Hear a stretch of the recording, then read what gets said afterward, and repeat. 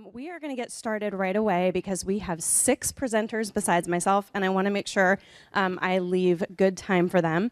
You'll have to forgive us, the clicker for the PowerPoint is not working, so we're going to kind of be flying by the seat of our pants on that a little bit.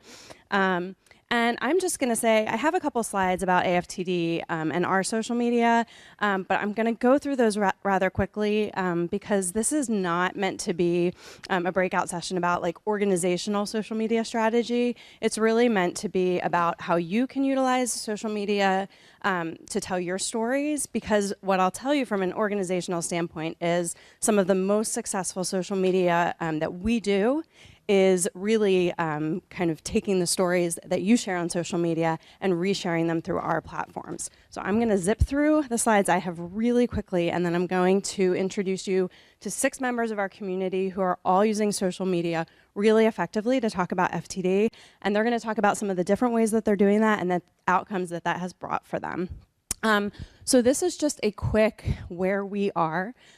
We have a presence on Facebook. Our public page currently, well, our followers have been going up since we posted the 60 Minutes post. But as of yesterday, at some point, we were at 8,297 followers. We also have 2 private support groups that we host. Our general private support group has almost 5,000 members. We also have a secret young adult group, which has 326 members. And then we have our AFTD team page, which Bridget runs, and that has information about grassroots fundraising events, particularly our race season. We're also on Instagram. That's newer. We've been on there less than 2 years. We have 654 followers there. And then we're on Twitter. We have over 1,500 followers there. And I'm just going to zip right through this. So this is our Facebook page. If you have not liked or followed us, right there you'll see how you can do that. One thing I want to point out that not everyone knows about, once you have liked or followed us, you can click on the little drop down under following, and you can select see first. And what that means is, if you select that, every time you log on to Facebook, if we have posted something since you last logged on, it'll be at the top of your feed. So I always recommend, if you want to keep up on what we're doing on Facebook and you want to be able to share those posts, that you just take that extra step. So I'm not going to spend a lot of time on this.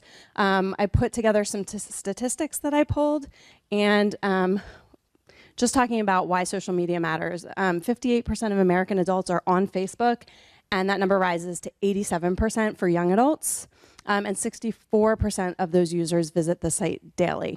One of the statistics that's important, of course, for an organization like us is that 84% of social media users share to show their support for a cause. So lots of you in this room have probably done this. I know we've had like over 1,000 shares of the 60 Minutes post that we did yesterday. So that's an example of that.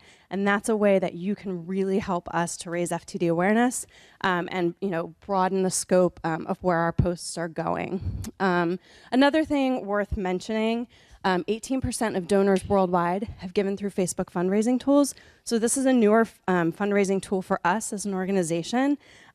We have raised $215,000 through Facebook donations since October of 2017. So that's exciting.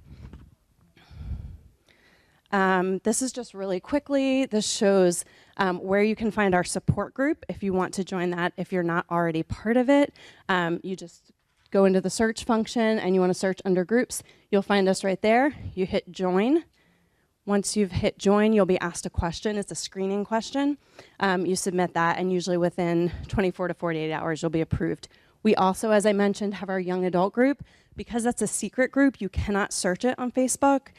We post generally once a month in the regular support group to let you know the process for that, but basically there's an email address where you send the request to join. That's for people in their 20s and 30s who are impacted by FTD.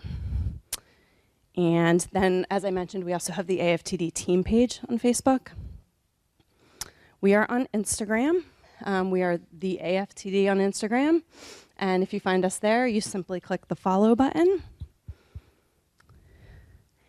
And again, just worth noting that more than 500 million people have Instagram accounts, and more than half of those are on daily. So Instagram is the fastest growing social media platform right now that we are part of, and I'm not going to dwell on that too long. I really want to turn this over to the other presenters. We are also on Twitter. It's worth noting that 55% of people who engage with nonprofits on Twitter end up taking some sort of action. So this is important, particularly with fundraising, particularly with driving people to our website, things like that. And you'll see that Twitter users send 700% more visitors to donation pages on Giving Tuesday. So again, that's one of the ways that we're using Twitter for our fundraising efforts. 47% of Americans first learn about a nonprofit from the internet and specifically social media. So those are just some stats. And now I'm going to hand this over. So as I mentioned, we have 6 amazing members of our community, and I'm just going to turn this right over to them so they can share with you guys. They have like a little bit of time to talk, so I want them to maximize it. So this is Melissa. Hang on to your seats. So I'm going to hope that you guys are familiar with social media, and thank you. That was a great introduction to what AFTD is already doing so exceptionally. I'm Melissa Fisher. My dad was diagnosed with behavioral variant frontal temporal dementia in January of 2018. My parents live on Maui. Some of you may have seen me post some interesting content, but I think we all post some rather interesting content on the Facebook page. But from day one, I felt very helpless and very hopeless because they are so far away from me. And in the day-to-day, I really can't do a whole lot.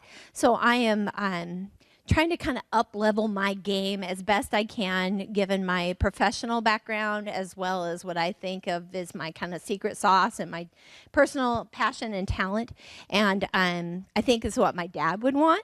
And it's also helpful for my mom to know that I'm going to fight the good fight from this day forward until my last breath. So that said, I'm going to take you through some of the things that I've found that have been really useful for me to kind of grow my audience, as well as kind of align. Oh, how about I not stand in front unless I'm doing this? Kind of looking at, maybe you could click for me. Thank you. The first tip, and they're not showing up very well, it says select your platforms, personal, professional, or both. So in my professional life, I am a senior strategist of a very large healthcare system, Kaiser Permanente. I work in marketing, and so that's my background, but I deal in the care space quite a bit. So I have a lot of professionals that I work with, including physicians. I really want them to hear me. And in order to do that, I have to decide on where I go. And so I have started to put a little more effort into LinkedIn. And I've started this idea, I call it kind of my professional journaling. So I'm looking at data and analytics, and then I'm pulling in personal stories around that. Dollars are a big deal. How much this is costing our healthcare systems. I am very passionate about the idea, if we want to really reduce the cost of healthcare, that not only do we need to focus on the dementias, especially FTD, but also wrap around caregiver care. So I am starting to try to pull my stories in tighter on the LinkedIn platform, and then continuously linking out and sharing with professional colleagues who are in different areas of care delivery. Go on to the next one. So here is tip 2, tell a story, your story. And then tip 3 here as well is broaden your topic a bit to increase interest in audience. So this is kind of where I started. This is my second year of supporting the With Love, AFTD With Love campaign. And as it came to that campaign, I realized that I could just tell my friends and my family, which is mainly who I associate with on Facebook.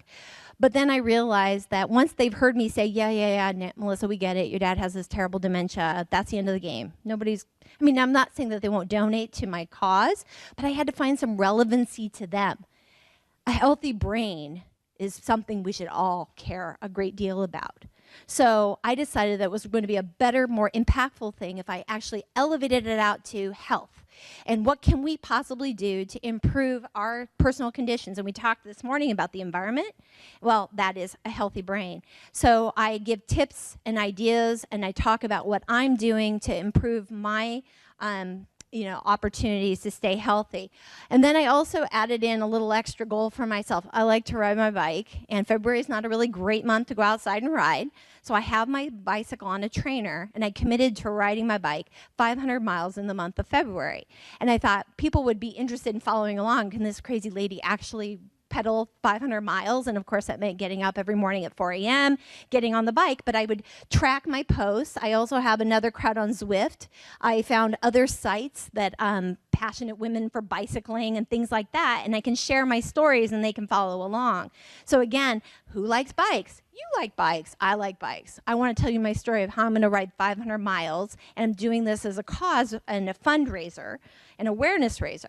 So I journal quite a bit, and then I post my day-to-day and how I'm coming along. And my friends are very anxious every day to find out, what is Melissa going to do next? So we got that. And then thank and tag your supporters. So as I was building out my fundraising, I was able to continuously grow by tagging.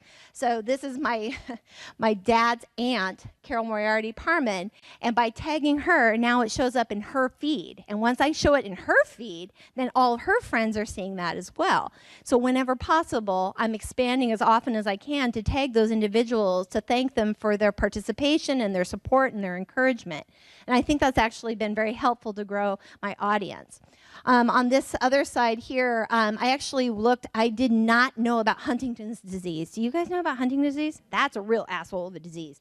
And what I realized when I talked to them is that I watched this movie while I rode my bike called The Longest Journey. Now all of a sudden, I want to reach out to the Huntington disease audience as well. Let them know, God, what you guys are going through is really sucky too. So it's like not that it isn't bad what we're all dealing with, but I can draw in more people if I associate with what they're up to. Good. So making your content shareable and encouraging sharing. I did this quite a bit. So I have two different friends named Tanya, which I think is cute, is that I was always saying, please share, please repost if you can. And these are people who are dear, dear, loving friends of me, and I know that they care about my family. And another area of topic was addiction, because I have addiction in my family. And my dad's behavioral variant disease, he seemed to have an issue with alcohol and really loving alcohol. You can't control it. So I talk a lot about the importance of a healthy brain and limiting alcohol, or thinking about that. And because she cares about alcoholism and addiction, that's what mattered to her. So that's why she wanted to share back out. So again, I kind of varied my focus, not just to be about the disease. Okay, so include the AFTD whenever possible. They have been fantastic, and I have had some stories shared and some thoughts that I've had around what it's like to be the daughter of the dad who has this disease, and they've been great to share it. So by tagging them and including them in my posts, we help extend that work. So just wanted to say that, as often as you can, include them in that. And then use your hashtags and tags to grow. So I not only use the one that is for the campaign, but I also do hashtag 500 miles in February and hashtag train for the brain. And I got some big ideas on how we can extend train for the brain, because I'd like to see this grow beyond a campaign, more into an ongoing initiative to improve brain health and awareness for this dementia. So whenever possible, include your hashtags. Plus, it allows me to track what I'm doing, so it personalizes my feed in Instagram so I can follow along. And so, yes, this year I did it again. I was so excited. I was so tired, but I made my 500 miles. And then also, while it's difficult to see here, I welcome you to friend me, follow me, talk to me, whatever, after this and at any time. So thank you so much.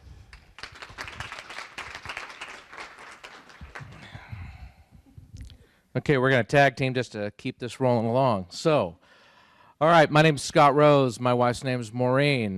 We met in 93, started dating in 96, married in 2000. I could go on for hours and hours about all the different stories. We're not going to do that here today, but I do want to say that what's very nice is that our marriage does not have if-onlys. If only we'd traveled more, if only we'd spent more time together, if only we danced more. We did those things, and so that's great looking now and what I know now to not have those regrets. So it's outstanding. Next slide, please. So my wife is my story. Actually, I think this particular post was the one that received just a lot of resonance with a lot of folks out there. So my job on the FTD or on the AFTD side, I guess, is to kind of be the guy that kind of keeps people pepped up, get them happy, keep them excited, keep them trying to provide the levity, if you will. Next slide, please. So, the text doesn't show so well there, but storytelling, it's about evoking emotion.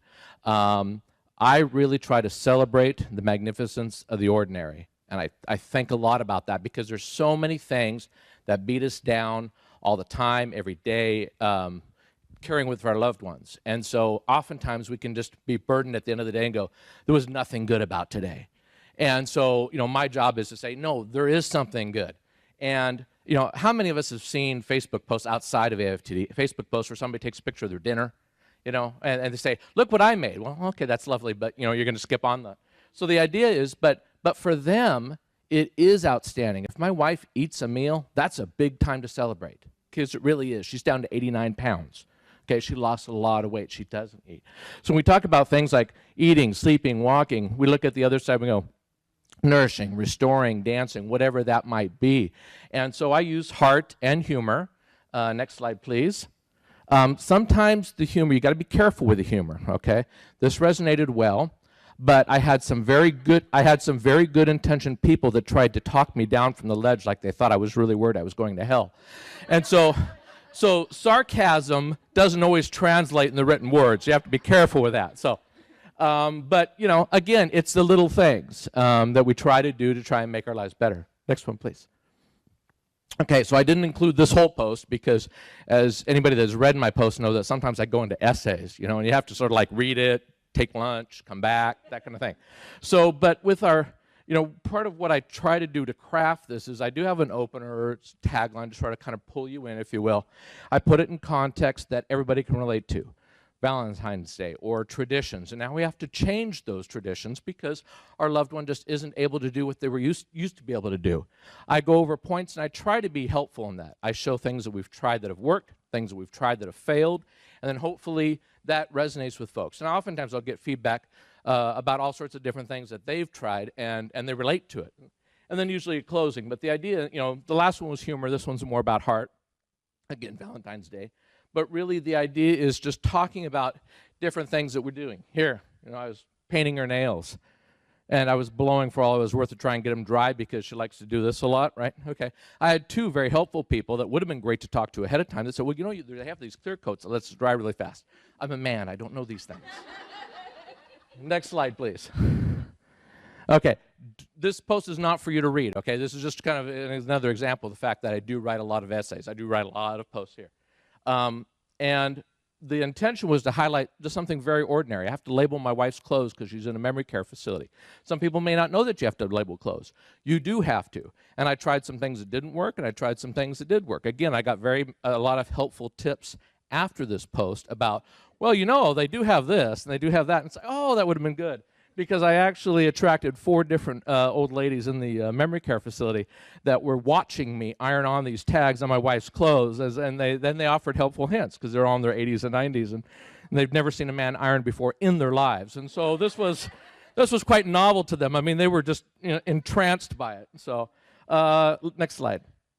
Okay, the last slide here is, where do I go from here? So we've talked a lot about storytelling, which I'm very deep into, but then the next components are raising awareness and then also raising funds.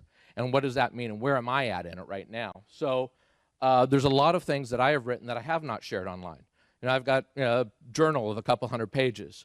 I've got a lot of imagery, a lot of poetry, a lot of research that I've been doing, and I've been compiling all that and collecting all that. So I am in very early conversations with a local publisher in Oregon to talk about how do I convert this into a book. And I say very early conversations. And I'm doing this because a lot of urging, a lot of community that I've met here, a lot of people that are outside of this community saying, you really need to compile this, you need to capture this because it's a very interesting love story that you have with your wife, but there's also a very interesting story about FTD and how to raise awareness with that. So I've asked this publisher these 3 things. How will awareness regarding FTD be increased? What are we going to do that? A lot of that's by driving distribution. And then also, how do I keep the purity of the story? because it's going to get edited, and I want to keep the story pure. And then ideally, then we sell, we make money, and then a portion of the funds go to AFTD. So, okay, we're going to.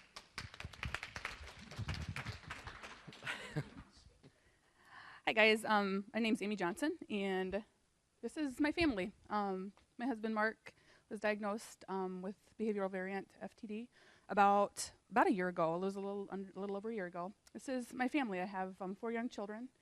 This was actually the day that I took him to the memory care facility. I made him come outside and take a picture with us all in front of our house, and he really didn't appreciate that very much and went inside like 15 times. But I got the picture. So we live in Windham, Minnesota, and I have always thought it was important. I've always felt it was important to tell a story, to be honest, and to be forthright with what I talk to about people, because I feel like when we hide, it's not doing anybody any good. So sorry, it's kind of hard to see all of it, but I just feel like telling your story is the most important thing you can do, especially to build awareness. It helps.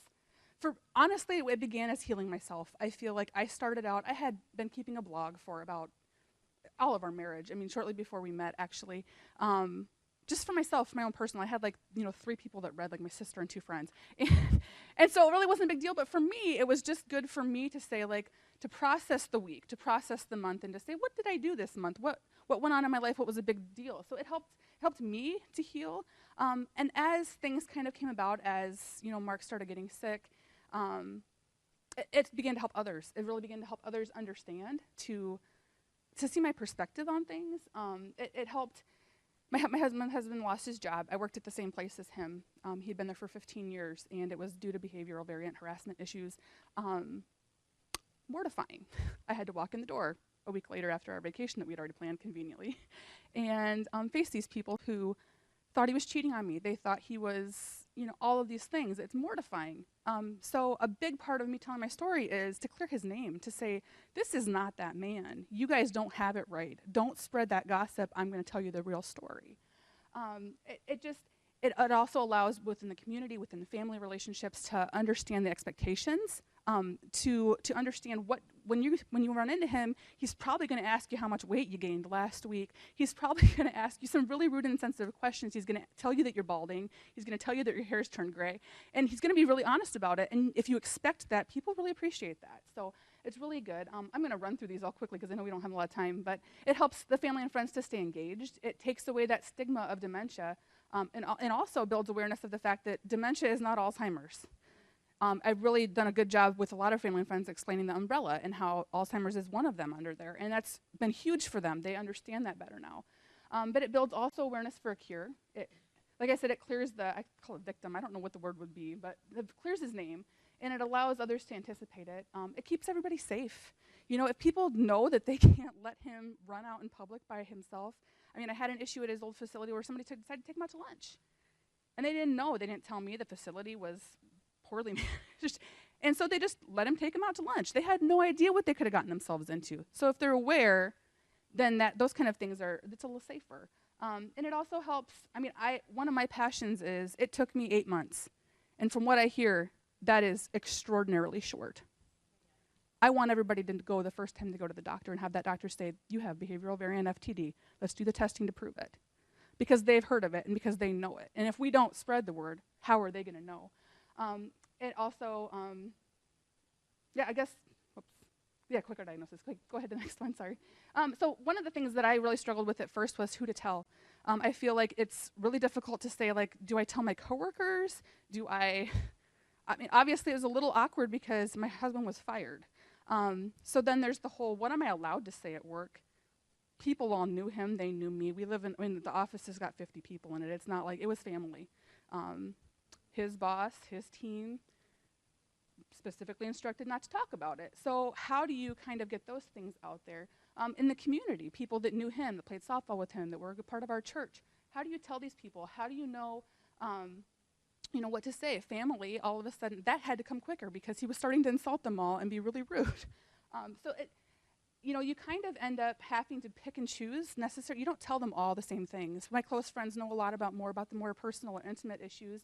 But now, Sunday, the whole world is going to hear my story. And one of the questions that they asked me in the interview was, so why? You seem, I'm not the kind of person, I do not like the spotlight. This is really making me nervous right now even. But I said it's so worth it, because without a voice, without us telling our stories, with whatever, how are we ever going to build? I want to be able to take my husband out for lunch and not have people staring at him.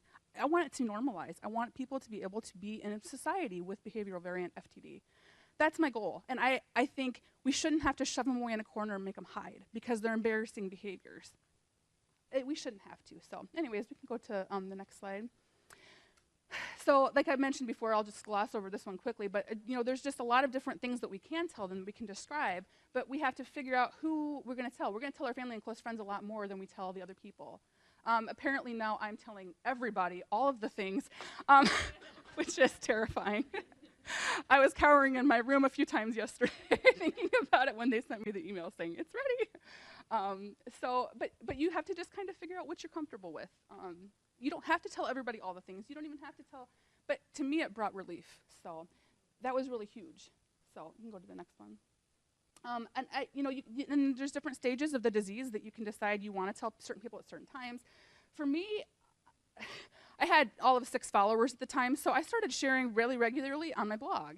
And then I would link it to my Facebook page. And over time, people realized, like, oh, we might actually be interested in reading this. And I want to say there was like 700 or 800 people that follow it now.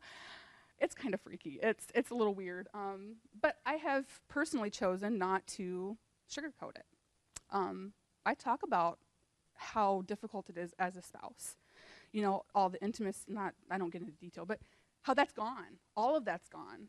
There's nothing there. I can't even call him on the phone and talk for 30 seconds before he hangs up on me. I mean, people don't understand. They have no idea how impactful that is. I mean, I'm 37 years old, and I've had no husband for 2 years, basically.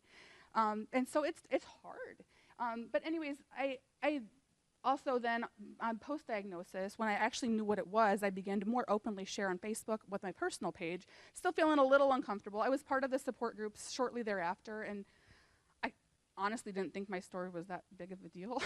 And I posted the first post, and it was like, my phone blew up with notifications that like 250 people had posted on it, being like, oh my God. So that's kind of new, but then throughout the decline, I created my friend Lauren, actually she'll speak in a little bit, suggested creating a closed Facebook group to keep the people that really want to know, because sometimes we don't want to muddy up our whole Facebook with all the stuff about FTD. People get sick of it. I mean, people do. I get sick of people that post about other diseases and stuff too. But people that really are curious and want to know, they can join that and find out more up-to-date stuff. So I ended up having to tell, I think you kind of think, well, do I have to really tell anybody before something happens? Would I wait till after? And you have to make that judgment call. I had to tell a lot of his family closer because of some of the things he was saying were extremely hurtful, and there was like a whole bunch of, stuff going. The family was all up in arms, and I said, you guys have to understand he's sick. He's really sick, and I don't know what it is yet, but you need to know. And they were really supportive after that fact. So, but before an incident, I always wanted to prepare so everybody can stay safe, because I don't want somebody to be like, hey, let's go hunting this weekend, and then I have to spend, 5 hours trying to hide the gun from him when he's looking for it.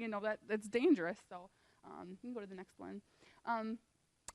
One of the big things that I struggled with as far as the blog, as far as Facebook, as far as that is, I just don't have a lot of time. I got 4 kids. My youngest is 21 months. My oldest is 7.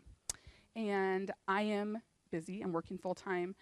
I don't have a lot of time to share. I don't have a lot of time. So social media, what that does for me is it takes it out of it where I have to actually sit down and talk to like 50 different people and have the exact same conversation when I don't have time. I talk fast. I promised I would talk fast.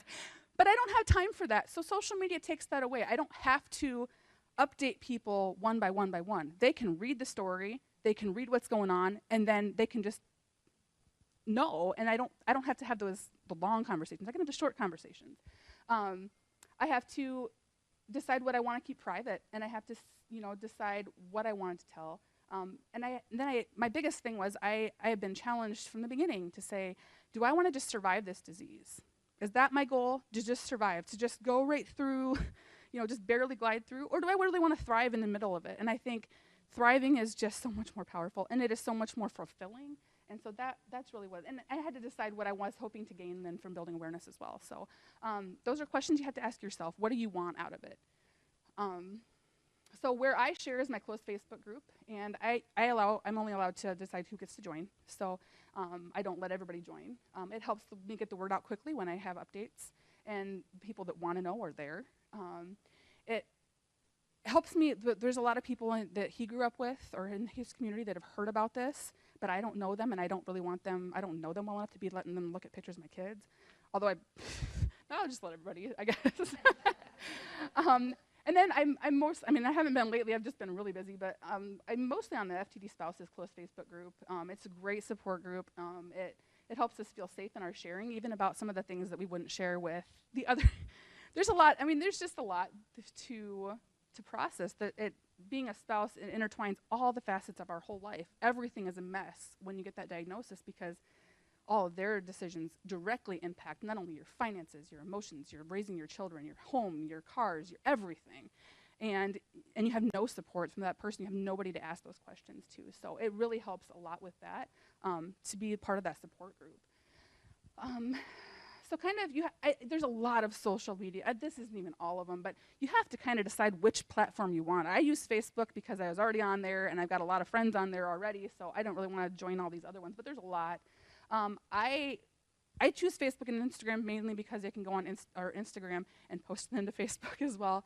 But you have to choose. You might like Twitter better. Google Plus, I think, is going to the wayside, but you can just decide. But I like the private Facebook group. That's what I chose. But the hashtag thing, definitely. I use those a fair amount, any combination of those. I do those also on my blog, too. But a lot of times I'll do the blog just because it's really, really long. So, Scott, that's where I put mine. And then I can just link it, so people then have to go to the page if they want to. So yeah, but that's what I use. And then how it's just helped me. It's just helped me connect with other people. Lauren and I met, and Stephen actually too. We and Wendy. There's all kinds of you in the room, but Lauren and I, we use Marco Polo app daily. We use that all the time. She is one of my very best friends anymore, and we get it. We don't have to necessarily talk about FTD, but we can. We don't have to. But connected with her on this FTD Spouses Facebook group, so it really helps to create spaces where we would otherwise be separated. I live in the middle of nowhere in Minnesota. I'm 3 hours from Minneapolis. There's really not a whole lot. I mean, I've talked about starting a support group, but I have like 1 hour in my whole day where I actually can get groceries or do laundry. So I don't really have a lot of time. So that gives me that connection, which is huge. And I think sometimes too, when we're able to connect with people that are more our age, more what's going on in our lives. My husband's 39. He was basically 35 when he started having symptoms, and we feel honestly really isolated. So it really helps to build that community, because even if I had a support group, I might have mostly women and men in their 50s and 60s, which is still a far cry from where I'm at. I've just got a lot of other stuff going on, so it helps me connect. I think, is that all of them? Okay, we'll run. Thank you. I can't run, sorry. You're good. There's your chair. Do you mind? You want to? Okay. I am a little bit different than what you've heard so far because I have FTD. And Matt sent me an email a couple of weeks ago and said he wanted to know if I would be interested in helping out Lauren, even though I was doing a lot for him during this conference. And I said, "Are you kidding? Social media is my life." And it surely is. And forgive me, I have to rely on my notes because it's been a long day and I usually don't remember anything anyway. Okay, like most of us, I felt helpless when I was diagnosed 8 years ago with BVFTD. No one could tell me what it was or what to expect, except that it was horrible and it would kill me. No way could I accept that. There had to be things I could do, and that was it. I don't accept. You can't do anything. Since then, like I said, social media has been my life. I spend at least 3 hours a day on social media. Of course, I can't work anymore. I also got fired. And so I'm home all day, and it connects me with people. One of the best sites for me is a private group that is limited just to those of us with with FTD, any form of FTD. There we can be flat out honest. We don't have to worry about offending each other because we know we say what we're thinking, whether we mean it or not. We can also vent there. That's the one place we feel safe to vent about what's going on. And we celebrate together. These people are my friends. Not only that, but some of them are my family. Not the family, genetic family. They're the ones that are born in your heart. They're extremely special to me. I wouldn't survive without them, truly. There are 3 other support groups that I visit every day. One is open to caregivers, family members, and those with FTD. It's a good one because it helps us all to see both sides of the situation. Occasionally, it can create issues when caregivers are venting or complaining. Some of the comments can really hurt those of us with the disease. Sometimes I must stay off of this group for a couple of weeks because I get upset. In fact, a couple of my closest FTD friends I met on this site because I started arguing with them. And 2 of them now are my best friends. So right. The AFTD also has a fantastic support group. It's open to all sides of FTD, and I find this site to be a little less in your face than the other one that I said. And I never had to stay off of this one. It's usually helpful, appreciative of both sides, and a healthy exchange of knowledge. And I also do a lot of personal messaging with a lot of them because we get, on a more intimate basis. One last online group that I take part of is Ask the FTD group, Ask the FTD patient group. The purpose of this group is to get information from the horse's mouth, or at least from an FTDer. We can often suggest reasons why their loved ones are acting in a certain way. The caregivers and the family say, why in the world? He never used to do this. Well, we can explain why. And because we're doing the same thing. Sorry, like I said, I have FTD.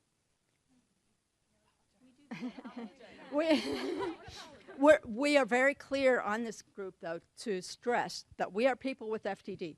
We can't give you medical advice. We can tell you what we have learned, but every case of FTD is different, so you can't go by us, but we can steer you in the right direction. My entire life, I have found rewards in helping other people.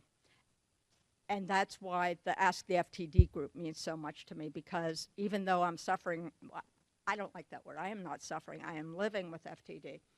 And that still satisfies that craving I have to people.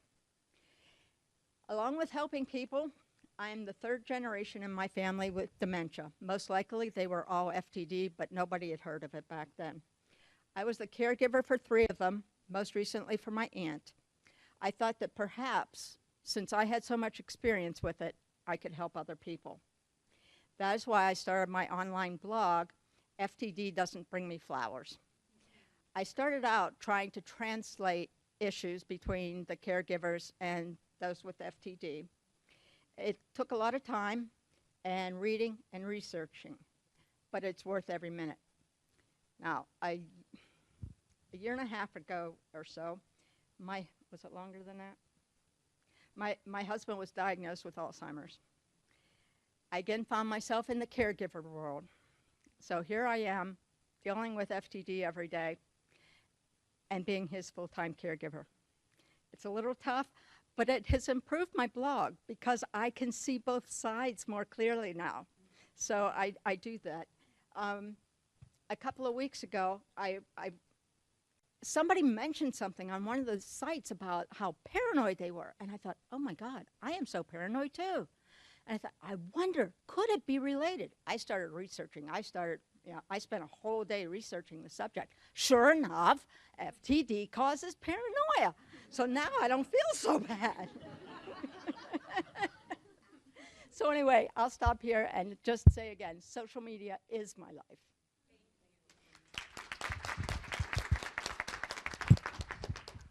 I'm going to get up and stand over here too. I think it'll make me less nervous maybe.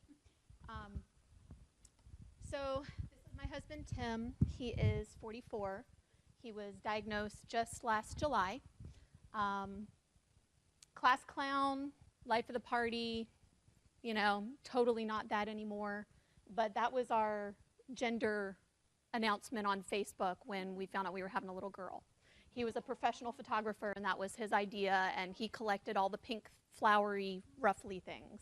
And that's my son, Pierce. He's now 8. So really, one of the biggest things that has come out of this, and I've always been a very pragmatic person. I've always been a very just keep moving forward person. You just have to keep going.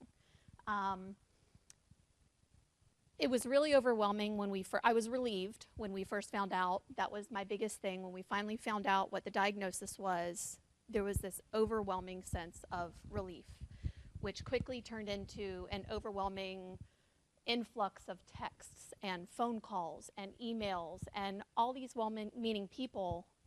And I'm very social, but I just was like, I'm tired of saying the same thing over and over and over. But I wanted people to know.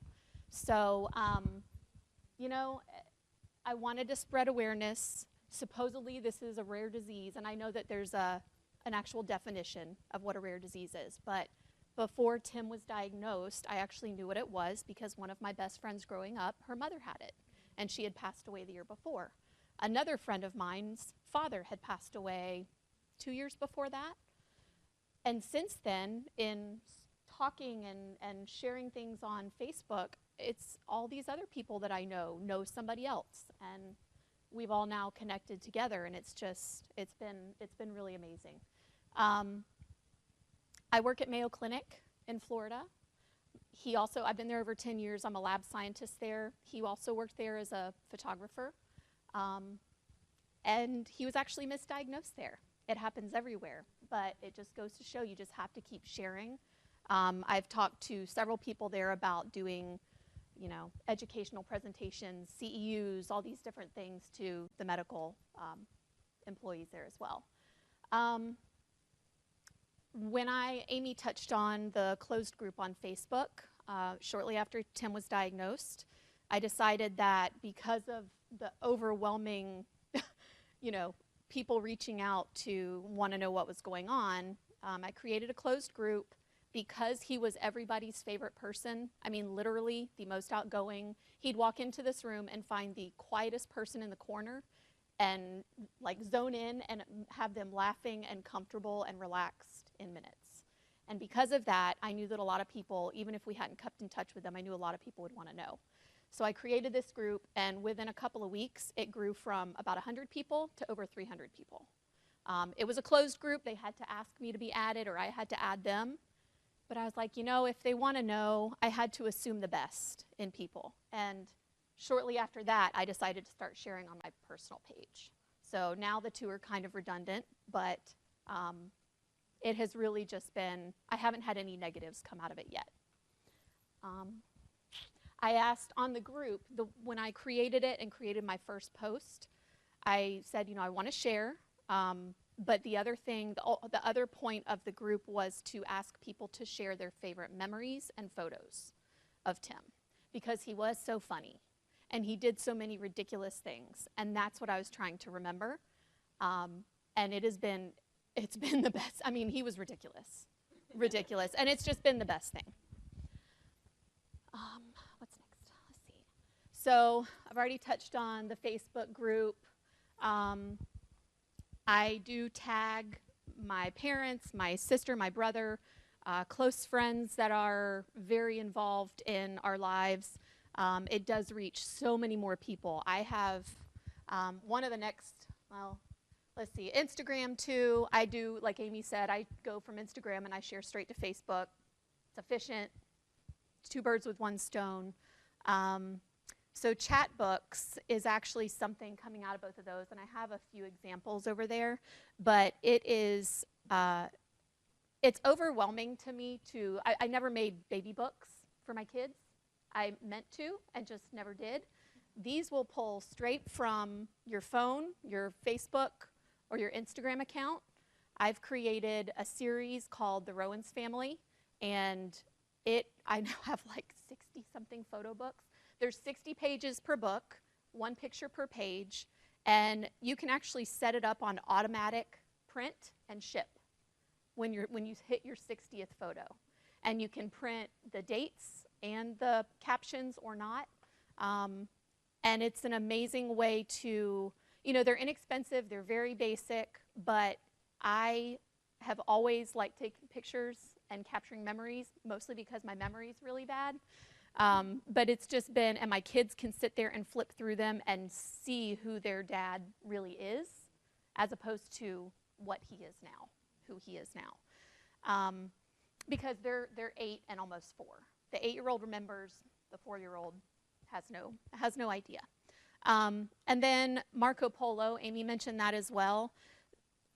Same thing, work full time, 2 kids. I have a lot of support locally in Jacksonville, Florida. My parents live across the street.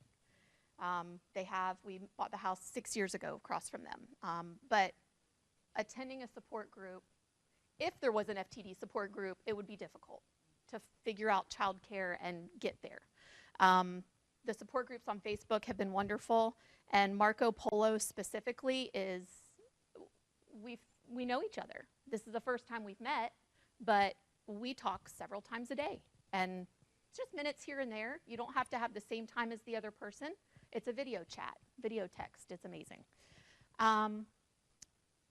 Again, I'm optimistic, but I'm realistic, and I just try to keep finding the good.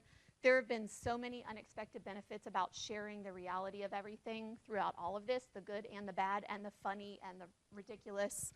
A couple of friends of mine did not give me the choice. They set up the Meal Train website, and they said, you can't tell us no, we're doing it whether you like it or not.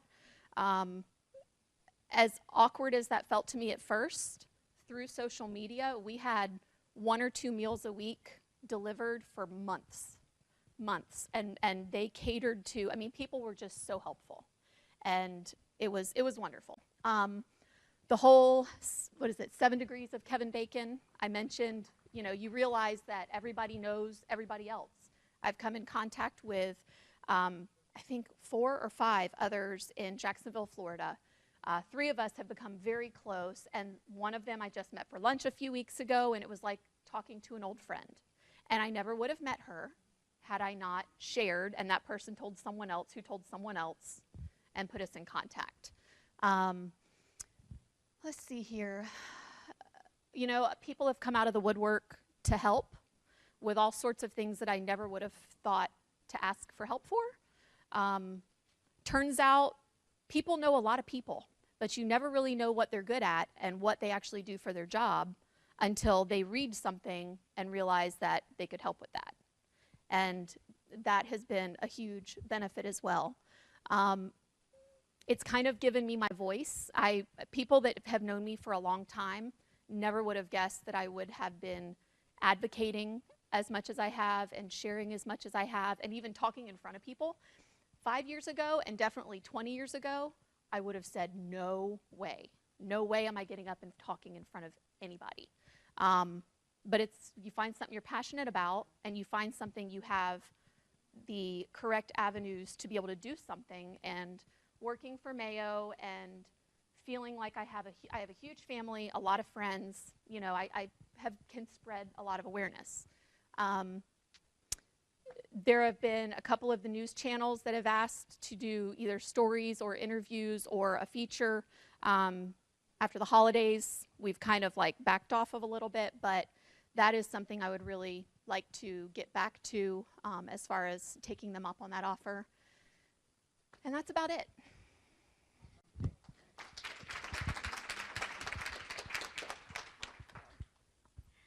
Hi everyone, my name is Kimberly Chu, and just thank you so much for including me with this. You all are just so inspiring. I'm really happy to be a part of this. So my name is Kim. Would you mind going back just one slide? Thank you. My mom was diagnosed with FTD about 9 years ago. She's 64 now, and she's been living with me and my now husband for the past 7 years since my dad passed away. And now we have this little guy.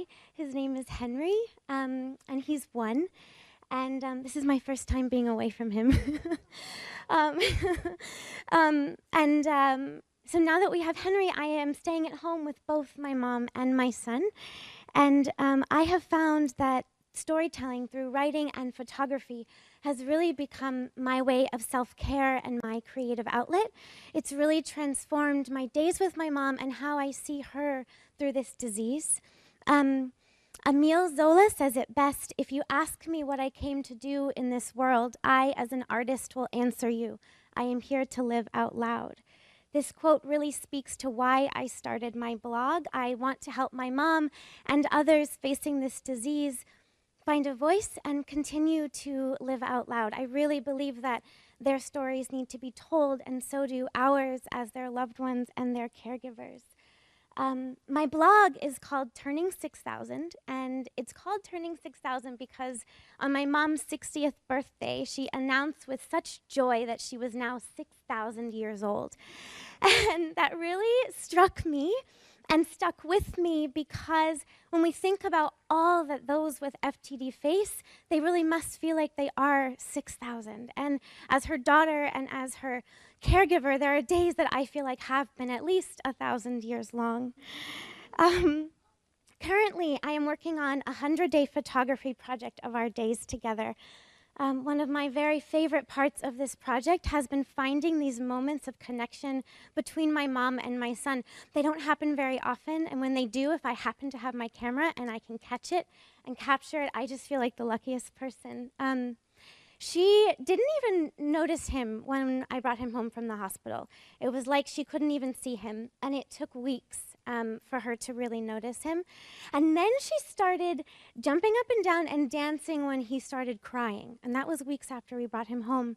But now she says, "Your little boy." She's never said his name, but she says, "Your little boy." And in the picture of him in the car, he's looking back and he's saying, "Nana, Nana." He has started calling her Nana.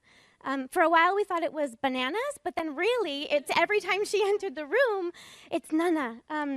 The other photo I'll just point out is the one with my mom pointing down at Henry. I didn't even notice in this moment that they were unintentionally matching, and that just really brightened my day. So I have found that my photos really are falling into a couple of different perspectives, and I want to share those with you because these different perspectives are really helping me reshape my view of this disease and really understand what she's going through, or try to do my best to understand. So the first one, this is Henry looking at my mom. She's eating right next to him. So the first perspective is through his eyes. So with each of my postings, I write a narrative to go with it. So I'll read that for you. Day 48 of 100. It's not what you look at that matters. It's what you see. Henry David Thoreau. The way he looks at her, just love. He doesn't know what used to be. It's not the long goodbye for him. It's just hello. Henry is teaching me to see her as she is now and to enjoy her for all that she is in each moment. Before this project, I was really struggling. I wasn't in a great place. I was struggling just to get through each day, and this project really has become my saving grace. I think I'm falling more in love with my mom now and who she is now, because of my son. The next perspective is through my eyes as her daughter and a new mama myself. Day 81 of 100. I haven't been ready for April just yet. March 31st, 1988 is the very last calendar square in the baby book that she made for me. It has not only been our way of connecting over motherhood, but it's been my guide, my way of looking for answers to the questions I wish I could ask her and the stories I want to hear. The first time returning a smile, loving and eating toes, funny faces at peaches, babbling alien words, as she put it, discovering belly buttons, and on and on. She left a map for this wild and extraordinary ride, one that I've been so lucky to have, especially as both of us started our marathon of many firsts on the very same day. Henry was born on my birthday. On the last date, she writes, "Very silly Kimberly just laughs to laugh." I would say the same about very silly Henry. So here we go, kiddo, it's you and me. If nothing else, we'll just laugh to laugh our way through. This next photo is really through my eyes as her caregiver. Day 70 of 100. Don't tell me the moon is shining. Show me the glint of light on broken glass. Anton Chekhov. I hope when you can't find it, someone is opening the door just when you need it, letting that glint of light stream in. So this happened to be a very hard day for us. And when we're having a really hard day, it's my camera that really gets me through. So I couldn't get over this light, and I was just playing around, and my husband, I didn't know he was on the way home from work, and he happened to walk in. So I hope for all of you, you guys have a moment like that as well. And the last photo that I will share with you is really through my mom's eyes. There have been so many moments because the camera is really teaching me to see her and to see life without the camera, because you're focusing in on something so special and so unique, and in that moment it feels little, but really it's so big when you stop and think. So day 89 of 100. If you look the right way, you can see the whole world is a garden. Frances Burnett, The Secret Garden. I've been marveling at the azaleas in our yard, feeling so lucky they are here, and promising to obtain a green thumb to care for them. Henry and I added a few more bunches to the table today, but it seems they are never in her view. So we keep adding more jars of azaleas around the house. I want her to experience springtime blossoming too. Then I hear her say, I love this. I poke my head around the corner, thrilled that she sees them now, except she's not even near the flowers. She's in the living room picking up Henry's basket of toys and carrying it to a new spot right near her place at the dining room table. Then she goes back for another basket and once more for his little crate of books. They're so good, she says, pointing to the toys she's lined up in a row. She smiles and sits down at the table covered in pink and purple petals, but she's not smiling at them. She's planted her own garden. The camera is really helping me to see her world as she sees it, allowing me to meet her in it. So these are, I think I'm on day 93. I started this project thinking that I was going to do 100 consecutive days. I was not going to miss a day. But there have been many days where the stories, I want to hold them closer to my heart. And so it's been a longer process for me because I'm kind of deciding what I want to share and when I want to share. But I have hopes of doing some photography installations places and raising money for the foundation, and I have hopes of maybe trying to turn this into a book someday. But I would really suggest for any of you trying a 100-day project. There are many different ways you can do it. It could also just be, it could be a journaling project, but maybe take out your phone for photos or take out a camera, and it might just really help you find every bit of joy that it did for me. Thank you so much.